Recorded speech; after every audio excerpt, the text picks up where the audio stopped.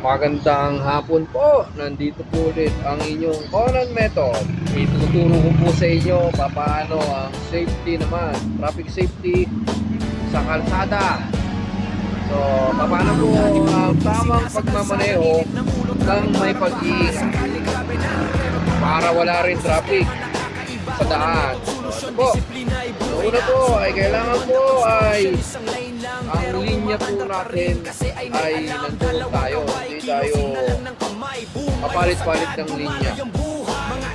Kung magpapalit naman tayo ng linya ay kailangan po ay magsisignal ka mga bibilang ka ng kahit mga 12 seconds o kahit 15 seconds na consistent yung takbo, consistent yung signal, 12 seconds o 15 seconds bago ka magpapalit.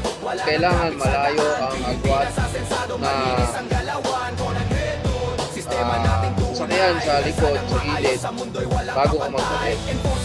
Para makikita na ang reason po nun, makikita ng sasakyan yung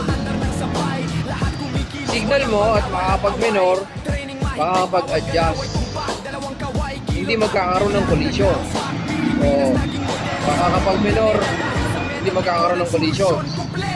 So,